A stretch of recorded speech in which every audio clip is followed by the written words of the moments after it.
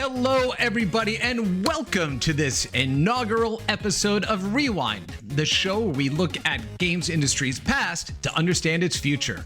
My name is Chris Melissinos, and I'm the Principal Evangelist for the video game industry here at AWS, and I will be hosting this show every Friday Eastern from 3 to 4 p.m., and I cannot wait to go ahead and get started with this week's, again, inaugural episode. We're going to dig into the history of one of the most important foundational video game companies that actually founded the games industry, Atari. And I am thrilled to have with me on, again, this inaugural program, my good buddy, Mike Mika, the president of Digital Eclipse. And they're the company that made the Atari 50th anniversary celebration that we're going to go through today. So without any further ado, let's go ahead and bring Mike here into the stage. Mike? Hi. Hello, Chris. How's it going? Hey! Yes! Yay! Mike's here. Woo! Feels like I'm at a school meeting or something. You are at a school meeting. We are. We are old school, too cool for that school. That's how you do it, folks. That rhyming and pentameter is what we call being professional in the biz. Right. All right. So, Mike, thank you so much for taking time out of your day to spend this Friday afternoon with us. I can't wait to share your story and kind of your experience in the games industry with our audience. So with that, why don't we go ahead and dig a little bit into first let's dig into who Digital Eclipse is. Tell us a bit more about Digital Eclipse. Oh, Digital Eclipse. Where do I start? Well, we've actually been making games we've been around since 92, and our focus has primarily been on preservation and basically bringing back classic games. The first games we ever did were Joust Defender and Robotron, which were only, at the time, only about 10 years old, around that time, only a decade. But we did the first commercial emulation. So before MAME, before all these other things that we all know today where emulation's being done, these were the first examples of that. And from there, we just grew the business. So we were doing a lot of work, doing a lot of Midway games. Then that led to more Activision games. And we then spread out doing things like we were doing new games for Disney. So we're doing a lot of Game Boy games based off Disney movies and stuff. And we just blew up. Mm-hmm. And then somewhere around 2000, we had gotten to a large enough size where we merged with another company and formed a company called Foundation 9.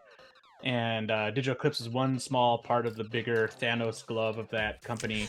And eventually, when mobile hit and mobile looked like it was going to be the new frontier for games, I left, and then several other people left, and next thing you know, Foundation 9 kind of goes away. We kind of do our own things, but we reformed under a new company called Other Ocean, and part of that process was acquiring the Digital Eclipse brand again, because we had all kind of cut our teeth doing these games with Digital Eclipse, and there was something that felt like a little bit of unfinished business. Yeah. Because we loved the idea of taking old games and putting and contextualizing them and making them something exciting for people who never experienced them the first time around. And so we brought the brand back. We launched with Mega Man Legacy Collection, and then did several titles since, like Street Fighter 30th Anniversary Collection, the Samurai Showdown Collection, a whole bunch of titles, and they've all led up to the Atari 50th Anniversary Collection. Before that, Teenage Mutant Ninja Turtles was a big hit for us as well. So we had a 1-2 punch last year with Turtles collection as well as the Atari 50th anniversary. All right, so yeah, the Turtles collection. I was just recently traveling overseas with my family. Before I jumped on the plane, I went and downloaded it so I could dig into all of the goodness here. So now I think I own every one of your digital collections there, right? So so yay for me and yay for you guys for putting this stuff together. But apart from doing these kind of massive compilations, which you are becoming not only known for, but are really changing the way we think about describing the history of the games industry through, these types of collections. I mean, Digital Eclipse has been building games and doing emulation on basically I think you guys have actually touched literally every large-scale commercial game platform that's been released. Pretty much. I mean, anything from 92 on, we've touched every single platform, I think. Yeah. And part of that was really to try to make sure that these games that are really timeless or important have a place on every platform that comes out. Yeah. Well, and again, from looking at games that you've done and collections on Game Boy Advance, and I see the Digital Eclipse logo pop up there, to, going back when you're talking about the first work that you had done in emulation, that was really on the Mac. And I remember you showing me these boxes that were cut to look like dimensional arcade cabinets that impossible to ship without them getting crushed. I have no idea how they made them into stores without getting damaged, right? But you were, again, as you pointed out, really one of the first groups that actually took emulation seriously, wanted to preserve the true essence of these games for future generations, to reintroduce incredible games to a whole new audience. Yeah, those boxes, by the way, I was a fan of those before I even joined Digital Eclipse. I was like a few years away after that.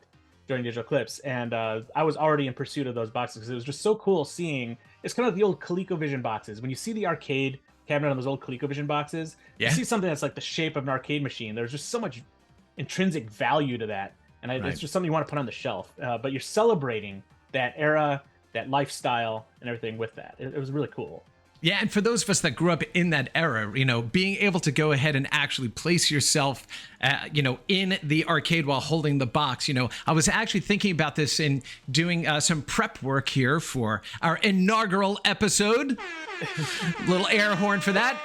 Was going back through and playing through a bunch of the catalog, and then realizing that in the era of Atari and Intellivision, ColecoVision, right, really the dawn of the cartridge-based systems. What was important about, it's not important, important's the wrong word.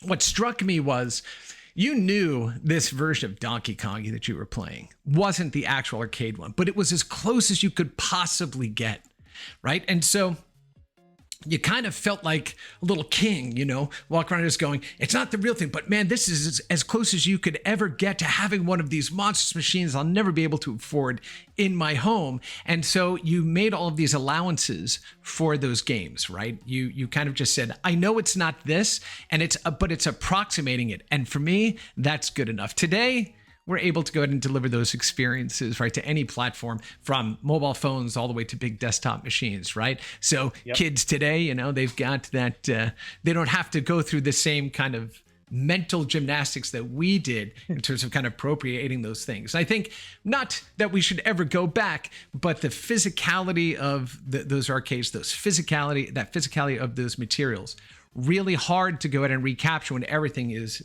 downloaded digitally. And I bring that up because what you've achieved with the Atari, the anniversary celebration, is akin to resurfacing all of that emotion, right, that we had when we first experienced Atari back in those eras, right? Not just one era, but along the entire trajectory of Atari's, history. And answering here in the chat, yes, this is the inaugural episode. So that's right. Hooray. Once again, we got Mike in and to help us jumpstart this. I should also mention to people, too, that Mike and I do have a bit of history. Mike, you won't be able to hear this, but our audience will. Let's go back about 15 years ago. Boy, I think we were shooting this in the basement of your house. Good, right? And this is back when, frosted tips were a thing, I guess. Next game, we were babies. We were babies, right? Sitting there talking about why video games are amazing, going through that basement collection. What most people don't know, you can see behind Mike right now, is just literally the tip of the pinky of all of the content that Mike actually has in that office. It's insane. It is a museum in and of itself. So anyway, I thought I would go ahead and, someone said, wow, it's like we were both in beta. That's exactly right. That's exactly right. All right.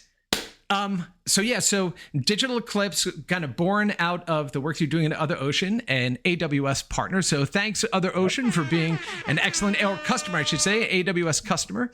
But now Digital Eclipse is separate from Other Ocean. So you've actually spun that out to become its own company. Can you talk a little bit about, why and kind of how you think about building that Digital Eclipse moving forward?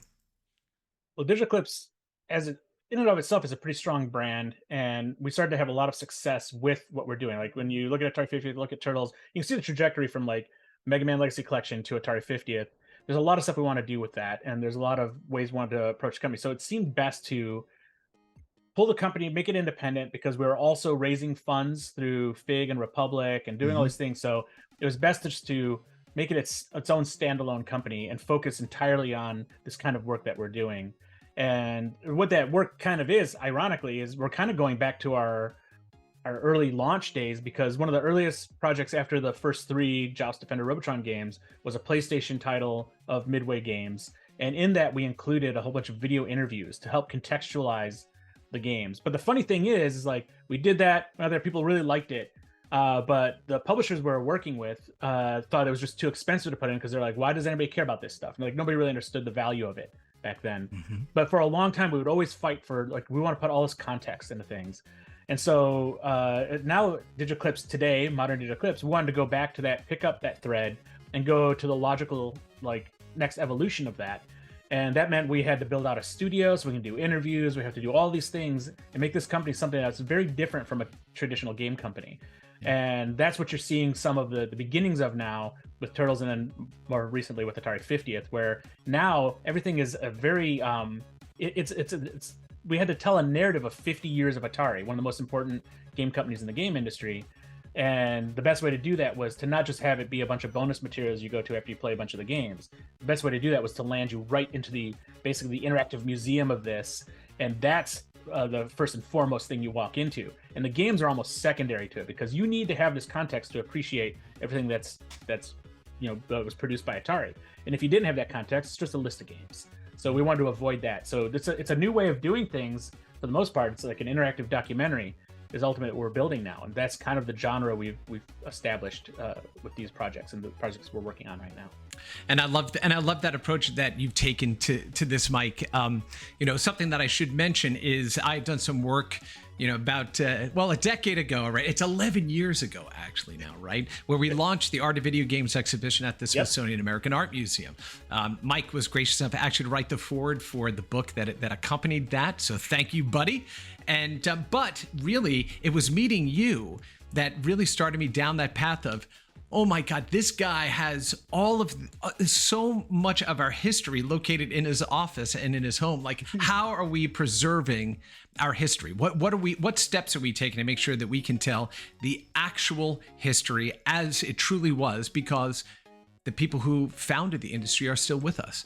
And so that really led to working with the Smithsonian to build for them, which was the very first video game art installation. And it, again, had I not met you all those many, and I don't even want to say how many years ago it's been now, because it's been a long time.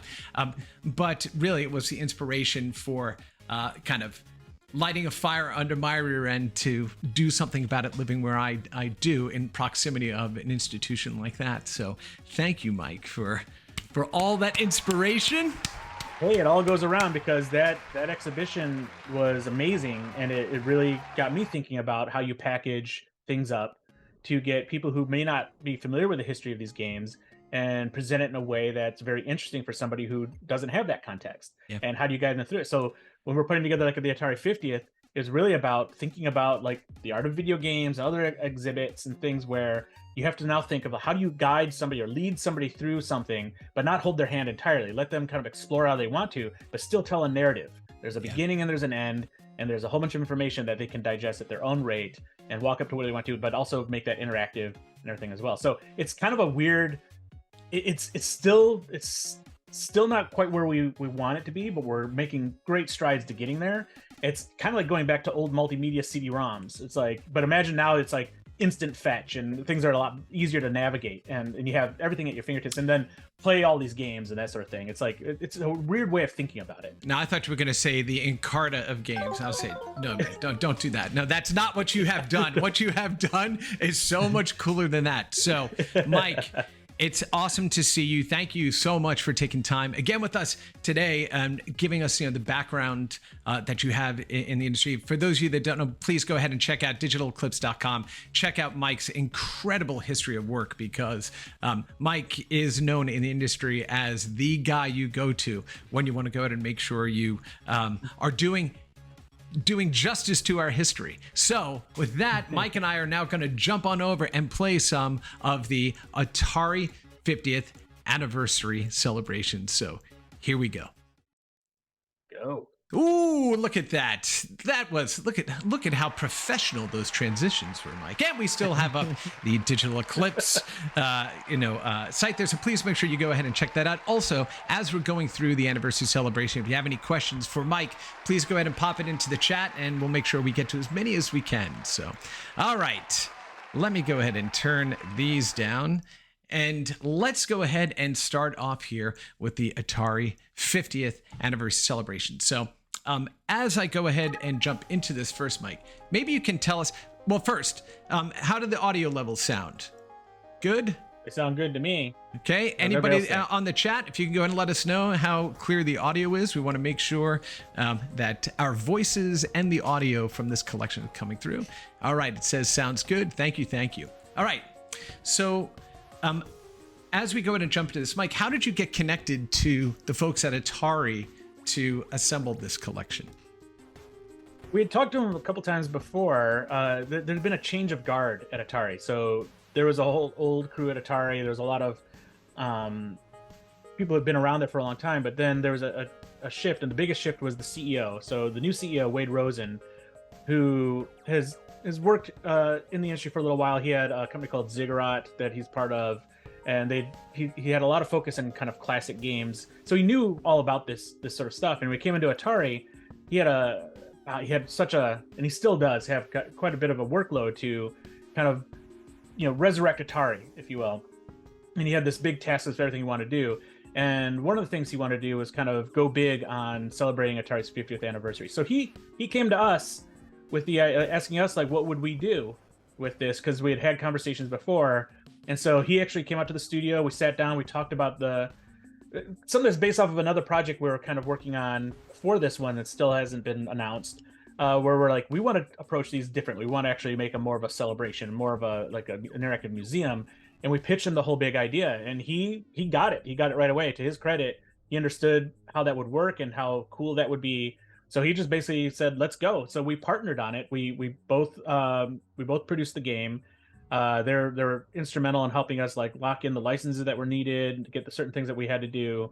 And because we wanted to celebrate 50 years of Atari, he was totally on board for some of the crazy ideas we had, like from reimagining games to like creating a Jaguar emulator, all this sort of stuff for the product. So all these things were all new kind of things that I think in any other situation you'd be like, really, like, should we spend this much money? Should we do this? But it's Atari's 50th anniversary. I think everybody in this industry owes Atari a little bit. So it was like, let's go big. And so we went big, and this was the result of all that. Yeah. And, really kudos to him as well for taking the chance to do this, because what we are going to walk through today, folks, is really, this is the Criterion collection of a way to go ahead and actually look at these materials and walk through this history. And that always reminds me of this. Oh, yes, the old Have You Played Atari Today jingle. All right, Mike, so I'll go ahead and drive. You go ahead and walk us through the collection here. So here at the top, we have these, I think it's 5 different timelines where we talk about basically different kind of sections of Atari's history. It's not necessarily a real chronological timeline. It kind of covers, it generally is, but we talk about the highs and lows. We talk about the birth of the console. We talk about all the arcade stuff. And we also treat everything with a certain kind of reverence. So when you see these videos here, we wanted them to be kind of dramatic. We wanted like close-ups of the products, but treating them in a way that they haven't been treated before, which like this is important stuff. We should look at this more closely and kind of get that across as we're going through this. We didn't want it to just be something that's just like there's a bunch of splash images or like like one of those gigantic like hyperspin style wheels of everything. Yeah. We didn't want any of that. You weren't going out to Google and doing image searches for give me a 5200 that somebody's had under their bed for 22 years and didn't kick the dust off of. 50 years, people have seen a lot of Atari, right? So there's like, we wanted to find things that people haven't seen before too. So that meant we had to really dig, because like Atari is so well known. There's so much stuff out there. So we had to really look far and wide for things that are in here. Awesome. All right, let's go ahead and jump right in. So we go into the first section here. You can see beautiful the way you transition in. And what I love too is the ease of navigation that you've done here. So you want literally punchy. We don't want anything. You don't want to wait for anything. It just has to move fast. Yeah. So moving left to right, you're able to actually go ahead and sift across the timeline of Atari and then drop down into other areas. So why don't we go ahead? We don't have to play the whole piece. So why don't we go ahead and fire up one of these videos here? This is a good one because this is an example of stuff that like we had to find, and this is footage that a lot of people haven't seen since 1973 of before Atari, because they're still called syzygy. That's right. And it's funny, like you look at this and you see like this is in the moment before they blow up and become big, and this is as Pong's being produced. And look at Nolan with those sideburns, buddy. He looks like a Starsky and Hutch car. It's amazing. I interviewed him at GDC this year, and I had him on the Atari 50. He had his OG, and he's like, I should have worn mine. We could have been twins. I'm like, we could have been twins. We could have been twins. Absolutely. Yeah, so you're able to go through and see this incredible archive footage and kind of get a sense of what was going on in the world at the time that these games were released. Of course, their first one being Computer Space, and we're not going to go through, in the amount of time that we're not going to go through every single piece of this, but we're going to go ahead and hit on some of the big ones, right? So, of course, Pong was, completely monumental and consequential with regard to, setting the industry forward. One of the nice things in this collection as well is you can see that I'm actually able to zoom in and move around all of these materials, so you can actually zoom in on the pieces of content that you want to. Really thoughtful way of presenting these, Mike. So here we are in really 1973. high resolution scans and everything like that. We want to make sure that like when you zoom in, you see every detail. Mm-hmm. Yep, absolutely. All right, so we've got Pong, The Legend of the Broken Pong Machine. This was actually true, right? That and I think Eugene Jarvis features in this one too.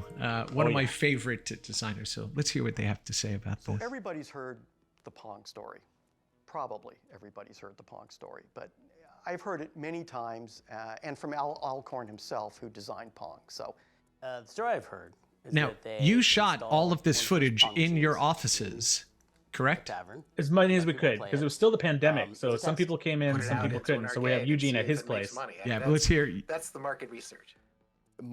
He's just fantastic. They're all amazing. fantastic. He's always been amazing. Yeah. Over the weekend.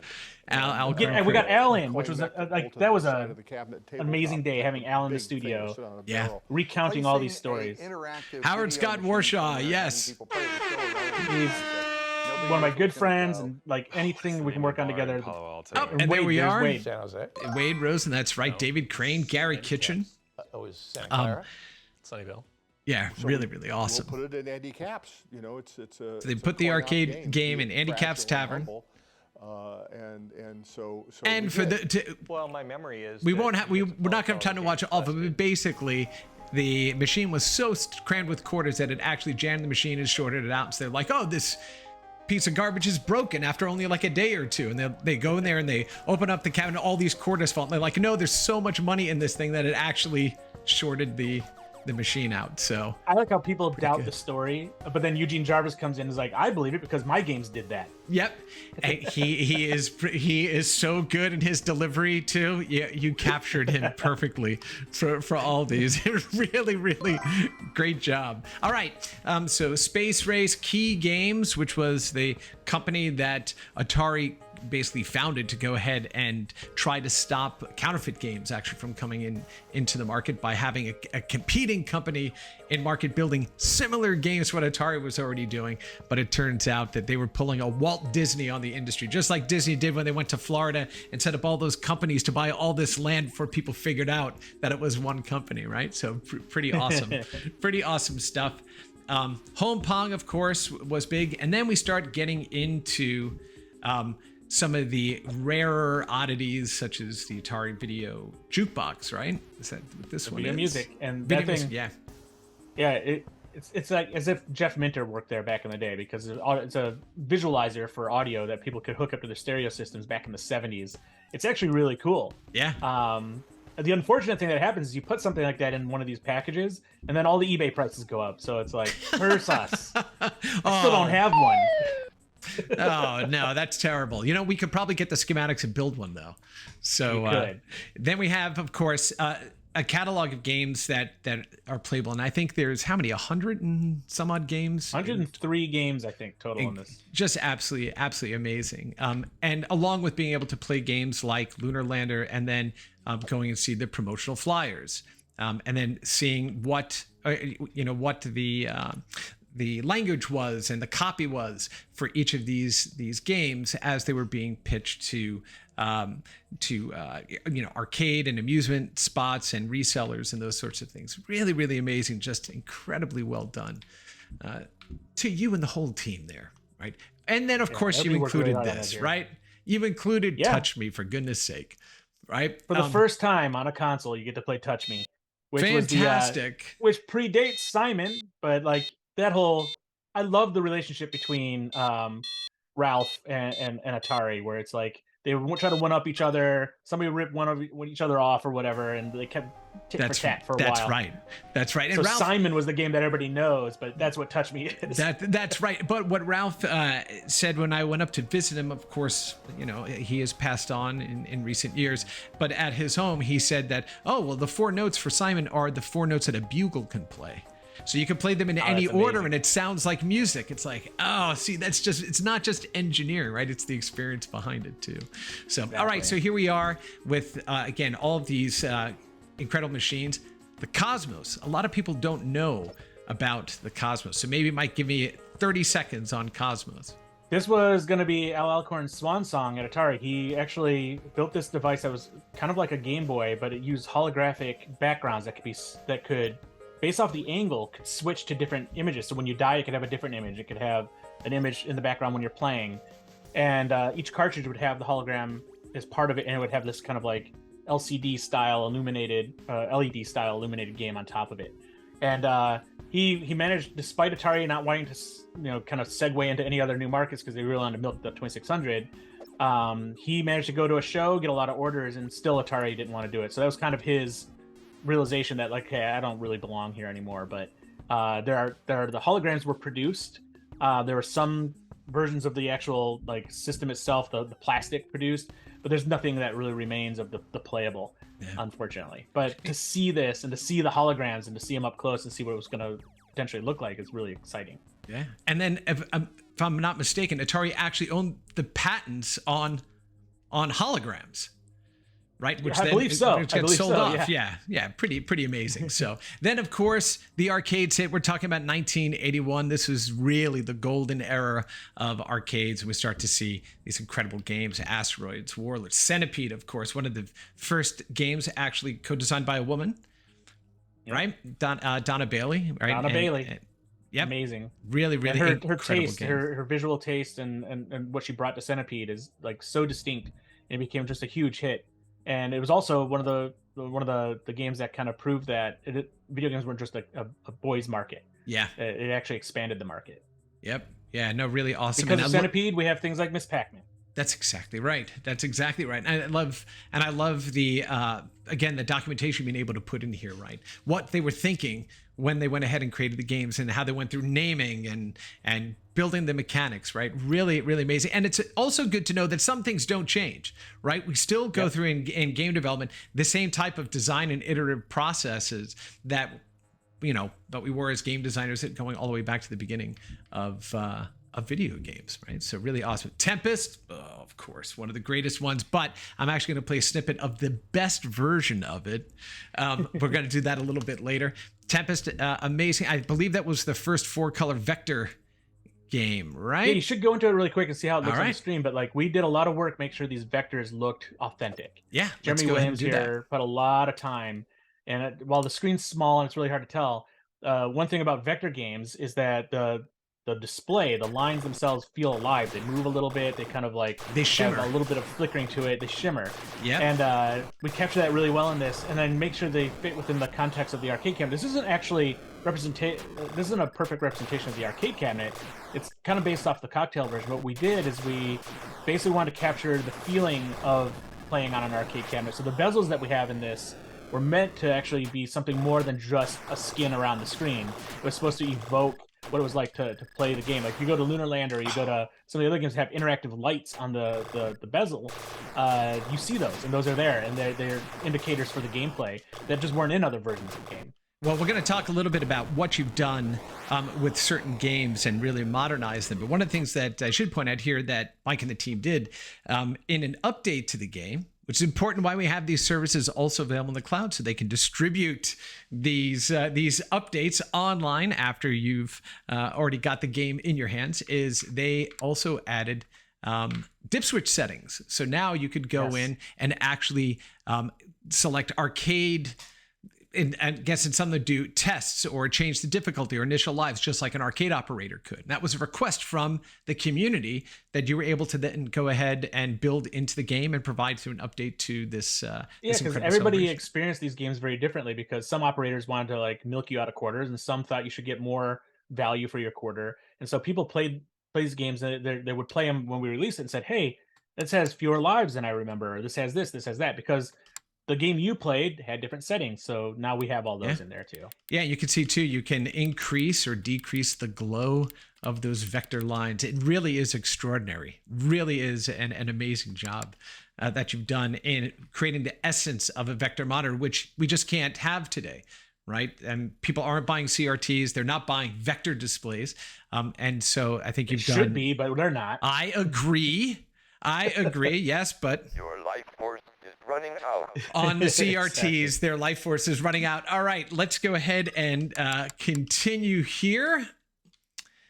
My problem is that we should have made this a 3-hour first show, because I could spend... You start looking at the clock and going like, okay, this yes, I know. Yeah, we're at 36, so we're going to fast forward through here. So we've all these incredible arcade games. Ooh, go to ACR. Go back. Because like Jeff Minter just released a new version, his take on ACR, but this was an unreleased arcade game, and for the first time in a commercial product, you get to play ACR as it was originally intended to be played, and that's with the side displays and everything else.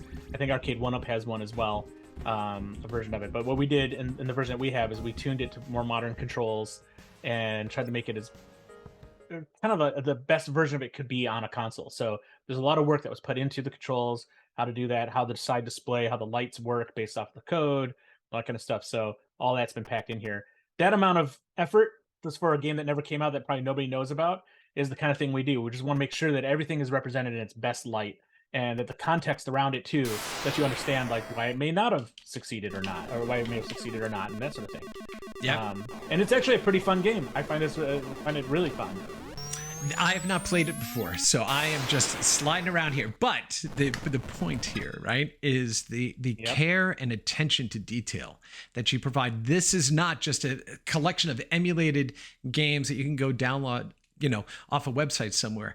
This is a lovingly done, recrafted, expression of these games, right? The fact that you and I've had this conversation before we were doing this program today of, what did it take to actually get the translucency right, to make it really feel like there was an incandescent bulb behind the side art that's being lit.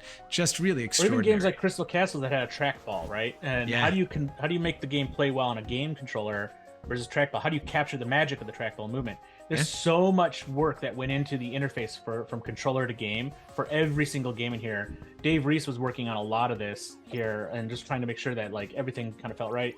This is one of my favorites, by the way. Cirillo, fantastic work. This is one of my absolute favorites. Cloak and Dagger was so good. Yep. So good. All right, so we're going to move out of the arcade origins, and we're going to step forward into the birth of the console. So, although not the very first cartridge-based console that came home, ostensibly we can say the Magnavox Odyssey had cartridges, but really just kind of set circuit settings inside of the board. But it was really the Fairchild Channel F was actually the very first arcade or first cartridge-based system to come home. But the Atari VCS, for those that know, is the video computer system, and then of course that became known as the Atari 2600. And this is the machine that really set forth home console gaming, right? So here we are, the video computer system. It blew up, and it went, I think, farther than they could ever have dreamed. Yeah. Because this was really built to be combat, Pong. Yeah, it's like very limited hardware. Like, didn't expect the games that would eventually come out to ever be possible on it. but these engineers just broke the system in ways that made it amazing. Yeah, absolutely they did. And then of course you have an incredible selection of games that you can play from the Atari 2600 catalog here. Little views into things like the keyboard controller or the basic controller, if you remember. And I remember trying to program simple basic programs on that thing when I was a kid going, I can't, it's so obtuse. I bought that I basic can't game do and it. these controllers thinking like, I'm going to make Atari games. I'm going to be like, I can do anything with this. And it's like, you can maybe get a word to display. That's exactly right. That's exactly right. And then you were out of memory. Yes, out of memory, like immediately. Exactly. 3 lines in, you're out of memory. Exactly. Activision, of course, which was the first third-party video game company to emerge out of developers and programmers that were at Atari that decided to step outside of the company and create their own and start making games for the Atari VCS. Big credit to Atari for letting us tell these stories, because some of these are not the best stories about Atari back in the day. But Atari was really adamant about, like, let's just be true about our past and talk about the things where these were engineers who were very unhappy not being able to get credit in their games. So they left Atari to form a company to make games for Atari. They were the first third-party independent developer as a result of Atari just not allowing them to have the credit they felt they deserved. So it's amazing to be able to tell these stories that way. It is, but it's also understanding that it was a brand new industry. Everybody was trying to figure this out, right? So there were no rules. Yeah. Everybody was making up as they went along, right? Of course, adventure, right? Just absolutely amazing and completely impactful game during that era. Dodge'em, I love Dodge'em. Absolutely good. Absolutely love that game. For those of you that don't know what this game is, this basically is Pac-Man on rails. Pac-Man on rails, and trying to avoid getting crushed by. Nope, I can't. Hey, you were actually doing pretty good for a moment. That is the worst compliment, Mike. Hey, you know, you were actually doing I know you pretty. practiced for a few hours before the stream on this, but like.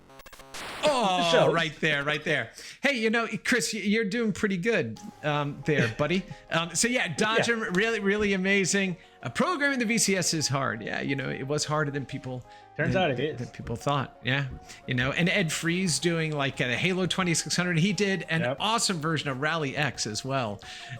See, somebody said I was supposed to dodge. Yeah, there you go. Yeah, yes, I was supposed to. That's why the dodge. manuals are in here too, Chris. You can read the manuals. Oh, that is true. That is true. Yeah. So let's actually go ahead and do that real quickly. Let's go ahead and see what the manual for something like Breakout is, or Super Breakout. And here you go. You can zoom in on the manual and go ahead and flip through. Something that I do miss with GameStay is not having a manual. You know, I do like that. And of course, the incredible artwork that was done at the time. Probably some of the best artists that they worked with on all these. I still look back at this art and I just can't believe how detailed and amazing it looks. Yeah, and with Tim Lapatina's book, right? Tim Lapatina's book, The Art of Atari, really incredible. Yep. Yeah, he did a great job on that book. So you can go through and see the manuals for all of these games that are available in the collection here. But I'm going to speed us ahead here because we're going to run out of time here. One other note while you're doing this, like on Breakout and other paddle games, we actually released 3D print files for people to produce paddles. All right, and apply them to game controllers so you could play the games as they were intended to be played with an interface that actually is resembling it. So here is the 3D printed one, Mike, that you released to everybody, and then that will actually attach right over the top of a 360 controller and attach to the thumbstick here. So then you're able to go ahead and actually, as Mike said, use a paddle to play those games. You've also released the plans for the Nintendo Switch, which I believe you stated that's your favorite. That's your favorite assembly in the way it kind of sits. It's like it becomes its own controller because the Joy-Cons can slide onto it. It's really cool.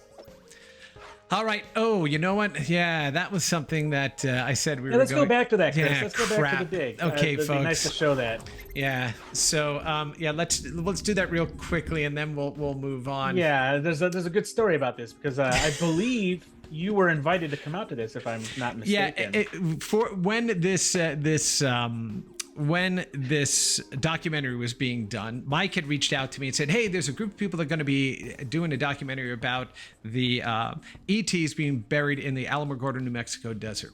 And they want to talk to, a few people that are game historians and preservation stuff. Why don't you get in the call? So I would join Mike on a couple of early calls to talk about really kind of what happened and where all this stuff was. And okay, great. So everything starts happening. And then they said, hey, you need to come on out to when we do the dig.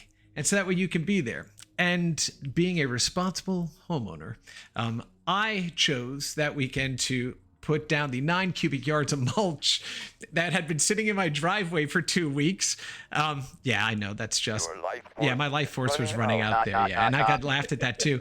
And so rather than go out to be part of the dig and be part of the movie, I sat home and did this. But the kicker was my wonderful friend, Mike, starts texting me from the dig site going, oh my God, you should be here. Check this thing out. Oh my God, look at when they're all in there wearing their shirts. And then he's like, oh, Ernie Klein just showed up in his DeLorean with an inflatable ET doll. And I'm like, okay. And even my wife was just like, you're an idiot. You're an idiot. Like, you should have gone to do this stupid thing. So thanks, you're an idiot Mike. for not going. Absolutely. But, you missed out, because this is one of my favorite moments when Ernie arrives in his DeLorean and he's talking to the director. And he's like, if you want, I'm just going to throw this out there, but if you think it'd be cool if I drive my DeLorean towards the pit that's being dug and then bail out of it and just let it fly into the pit, if you think that's going to be good, I'll do it. And it's like, that's Ernie in a nutshell. The guy is insane. This is why I need to create a scene that glitches out our guest when things are going poorly for me. All right, we're going to continue moving on. So we go into the highs and lows of Atari, and television became a real force.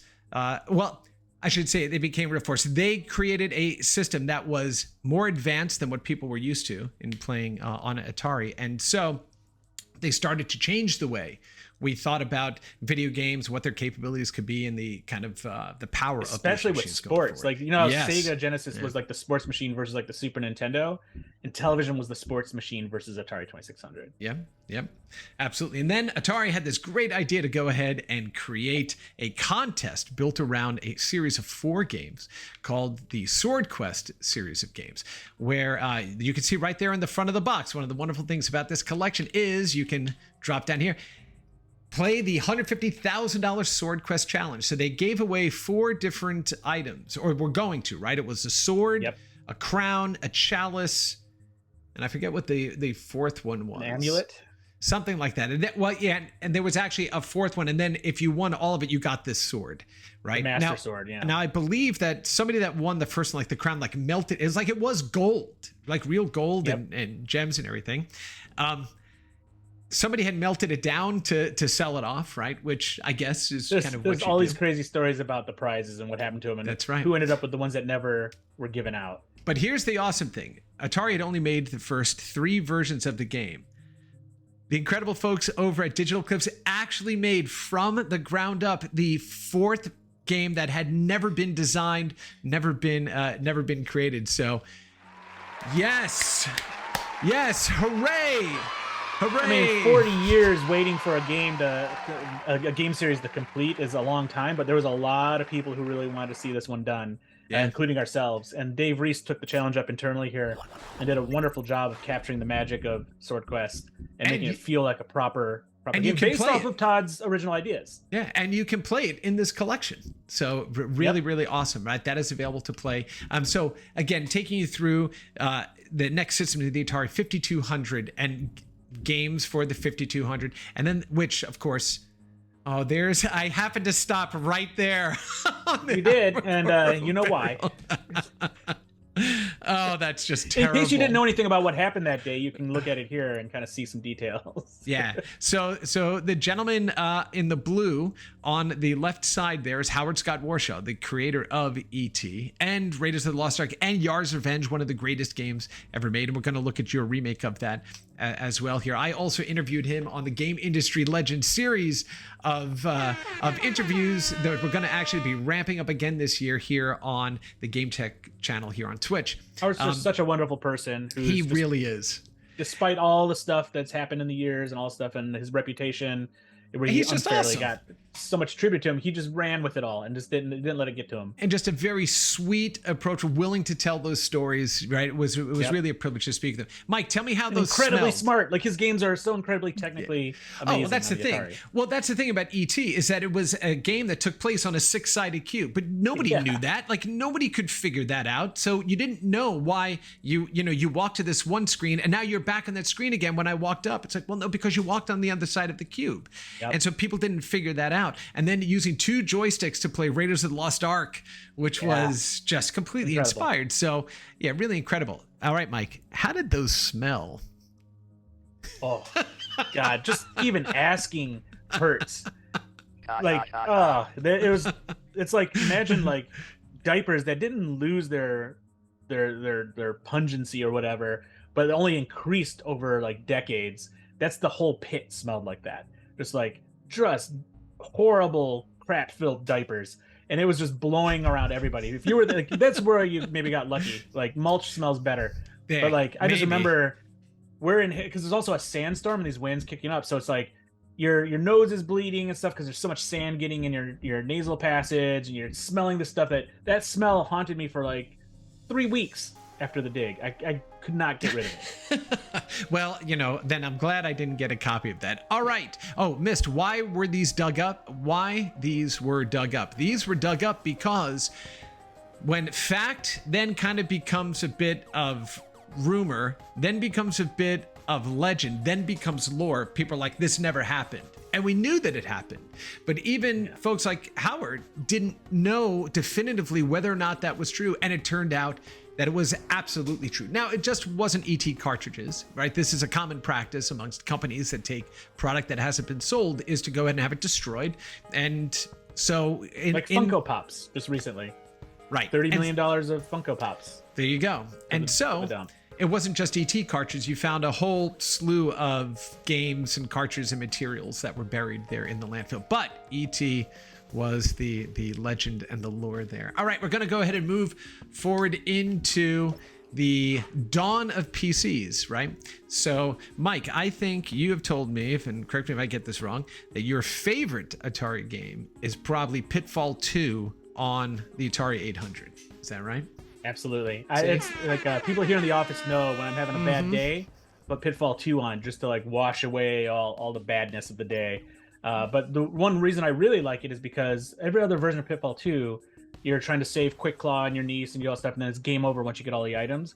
On the Atari 800 version, once you get all those items, a blue door like emerges from the ground. You go over and there's an entirely other adventure built into the game. It's just as big as the core game that everybody else has, but you're doing new things. You have new items to collect and new puzzles to solve and new enemies to encounter, which most people didn't even really realize was in that version of the game. So that's why I love that version so much. That's incredible. It's 2 games in 1. See, two games in one. Okay, so and look at the ads, for computers at the time. I mean, they were saying we have no idea what these computers are going to be, but it's going to be something people ask for you, what everybody. was the 80s like? You just there say, it is. It was like this. You can hear and smell that picture.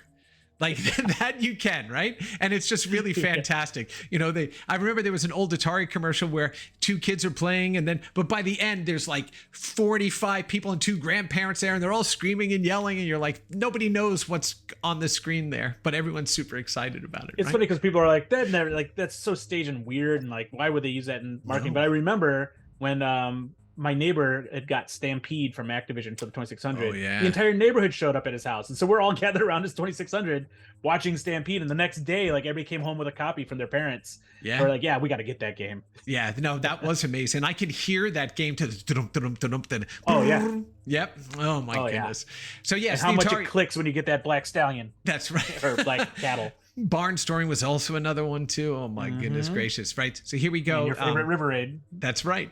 Oh, yes. River Raid. Absolutely. Great game. Great game.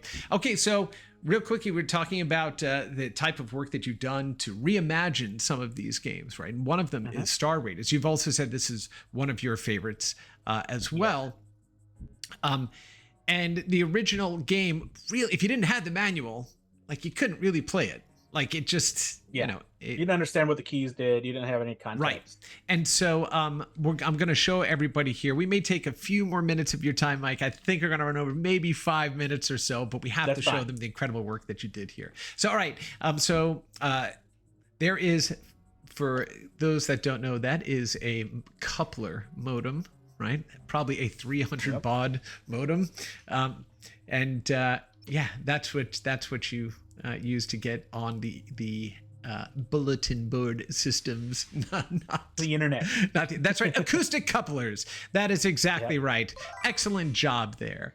All right. So we have commercials that you can look at, play a bunch of different games from these different machines. Yeah, just really, really incredible. Really, really incredible. Oh, we should also mention that, oh, no, it wasn't Jack, it was Ray. Never mind, Ray Kazar, but we're already past that discussion. So we've gone from the arcade origins of Atari, from Pong forward, created some of the most important and endearing games that the world has ever seen, to the birth of the console that really set forward in motion the console marketplace that we enjoy today. Highs and lows, competitors coming in, different change in management, and missing a couple of beats kind of in the market, and then the dawn of PCs. You know, Atari wanted to become and pivot to become a PC company, and that is where they were focused when the Tramiels came in and kind of took over the company, the Atari ST, the Atari XE, and then they had a whole business line of machines. Of course, the Atari portfolio, which I've never had the chance to play around with, but damn it, I would love to do so. Of course, can be seen in Terminator 2, hacking the ATM machine, which is just, I need something for that. There we go. A little bonus sound for that one.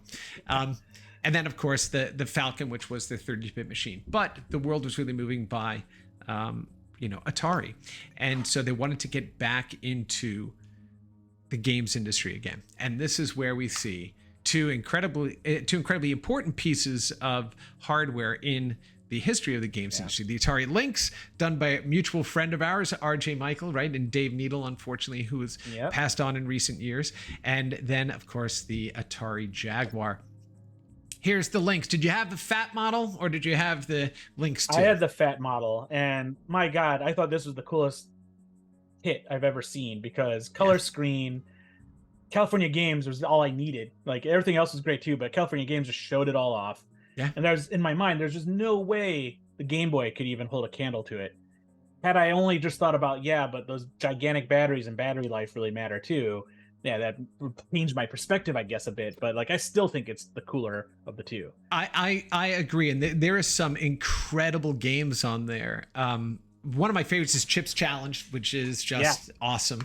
Timeless classic. Yeah, and Mike and the team went ahead and actually built an awesome emulator here for to be able to go ahead and play Atari Lynx games. This is also one of my favorite, Turbo Sub.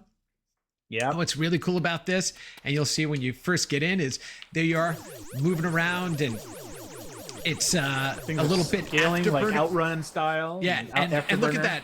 You can go underwater, and there's a whole other level down here. And then when you resurface, a little windshield wiper comes out and cleans off your windshield, and it's really super fantastic. And what I love too about the emulator that you have created and the options here is you can go in and then choose the type of filter that you want there. So it can be an LCD. You can have it off, so now it just looks, it doesn't have the same pixelation or dot pitch that those old LCD screens have. So this one is one of my favorites in the collection here. Turbo Sub is absolutely awesome. And then we get over to the Jaguar, the ill-fated, ill-timed Jaguar, the 64 bits. I think one of the reviews that came after this was Atari's back, come pet the cat, was a famous line. But one of the, and of course we have games like Cybermorph, which I loved. I absolutely loved Cybermorph, and it was one of the first games that you could actually fly around in open 3D space. But it was the co-pilot that was with you and every time When you did you bumped learn to fly, Chris? That's right. I was gonna try to find the clip to use for this episode, Mike, but I didn't have time. Literally every time you touch something in the world you shouldn't, this green head pops up and says, "Where did you learn to fly? Where did you learn to fly?" And it's haunting. All right, so here we go. Oh, and Mike, somebody here in the chat says they have to run, but amazing stream. Mike, thanks for all you do for the games industry, and I agree. Oh, that's super I kind. agree, dude. Appreciate it. I agree. You are amazing. All right, but one of the greatest games for the Atari Jaguar, of course, is Tempest 2K. And what's really awesome about this is before the show today, I had posted to our internal Slack and somebody said, perfect timing, I'm actually listening to the OST right now. This soundtrack is still amazing to this day. So do you want to tell us a little bit about this? CD of this soundtrack, because like it was just like the 94 and 96 range. I had listened to soundtrack so much. But again, this is an example of we contacted a guy, Rich Whitehouse, who wanted to build a Jaguar emulator. He's in the process of doing that, and so we thought this would be great to bring in to use to, fuel the games we want to put into the Atari 50th. So we worked with him to make this a reality. And one of the games that we want to make sure worked correctly was Tempest. This is the first one we saw running in it. Was Tempest 2000, and not only did he support the game and how it plays, but you have options to put it in 60 frames per second mode and those kind of like improvements on the game that don't affect the game itself or the gameplay, but just quality of life improvements on the game. And so it's like the best way to play Tempest 2000 now. I'd say even better than I'd go so far as to say even better than the Atari Jaguar version, only because you can get that extra frame rate out of it. Well, this is the Atari Jaguar version. And can you tell us real quickly about the developer of Tempest 2K, the originator? So Jeff Minter, who's one of the longest running independent game developers, probably the most independent voice in games to this day, who started making games way back on his, I think the first game he tried to make was a clone of Centipede, based off of something he read in a magazine. And he just brings his own voice to these games. So Tempest 2000 is 50% Tempest and 50% Jeff Minter. And so you're all the particles and the music and the psychedelic kind of gradients that are going on in the web are things that Jeff Minter brought to this, and the way the game plays and the way it kind of powers up, how your power-ups work and all stuff. It's all very Jeff Minter. And it was the perfect synthesis of Jeff Minter and Tempest being one of his favorite games. Yeah. And so it was an amazing thing to have Atari work with Jeff on this, because you can imagine somebody making a better Tempest than Jeff. That's right. I will also say, too, if you happen to be playing this game, you get to the bonus stages. The audio clips that are used during it, you may have somebody pop open the door to whatever room you're playing and say, "What are you watching in here?" Because, they're interesting. So, but this is very suggestive of what's going on in your room if you have the door shut. This is my favorite. This is actually my favorite game on the Jaguar. And so, Mike, your team has been able to go ahead and put together this incredible history of, again, one of the most important companies in the entire history of games, in a lovingly, respectful, thorough attention to detail is just above anything that I've seen before. But what a lot of credit goes to our editorial team, by the way. It was Chris Kohler, Dan Amrich, and Tom Russo, who's here too. We have a lot of ex-journalists who just knew what to bring to this to make it actually stand out. So we're just lucky to have all these guys. Yeah, and that completely shows through, right? With the incredibly talented team they've been able to assemble over there at Digital Eclipse. I am so excited about the work that's yet to come from you all. We'll hopefully have a chance to talk about that on another episode of Rewind. But I also want to show that they also have a couple of hidden games, so that gives you some clues about which game you have to play to unlock these hidden games. And there are Atari retrospective without that. You have to have secrets. That's right. And then I believe you have five games that you basically redesigned, right?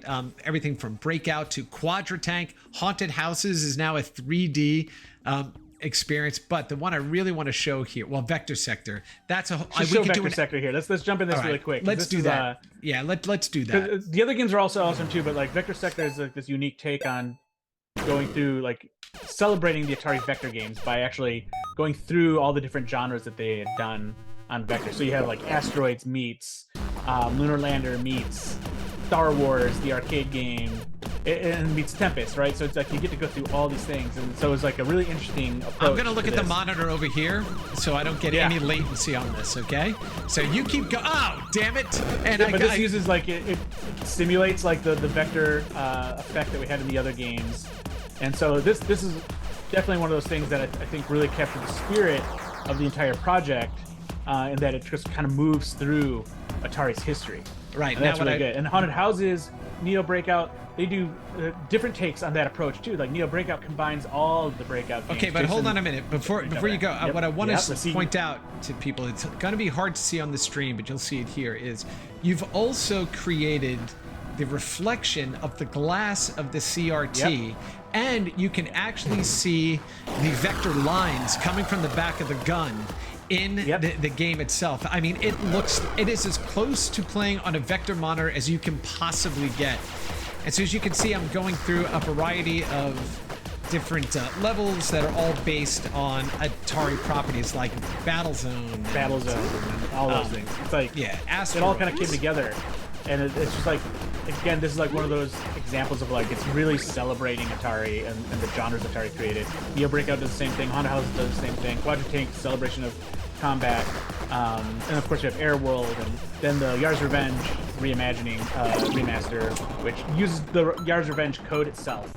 And and we're going to show that. It allows you to put on a new.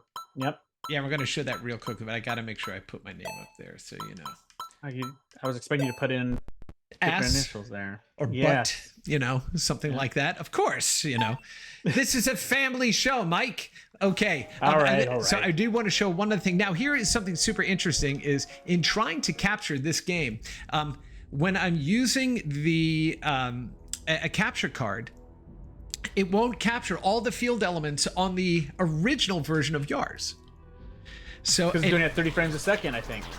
So here we are playing the remade version, and you can see it's missing some of the elements. Yeah, so it's capturing at 30 frames a second instead of 60 because Yars Revenge actually alternates two displays. That's right. Even in odd frames, draws like a play field or whatever.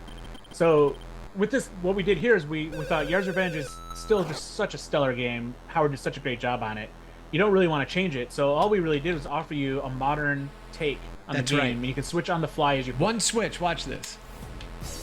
And there you go. Move to the modern Howard version. Howard had all this data inside of his game logic that we could use, so that the movement's a lot smoother, that sort of thing. And the Atari display was a little chunkier, so we're able to just use all that data and drive the new display. It was a really fun thing to do. And what I love too, Mike, when you're describing about the way the game actually paints the playfield, right? What that lets you know when you're playing this game is you're not playing a rewritten version of the classic game. You are playing the actual game, right? And even on a modern this is the display. 2600 game running. Yep, absolutely right.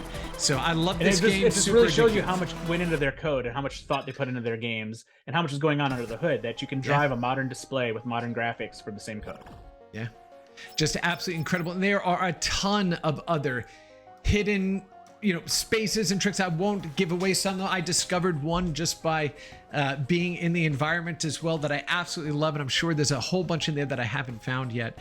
But Mike, I wanted to take this time to thank you so much for spending time with me on this inaugural episode of Rewind, which again, we're going to be doing, like I said, every Friday, 3 to 4 p.m. Eastern. Again, looking back at our history to see our future.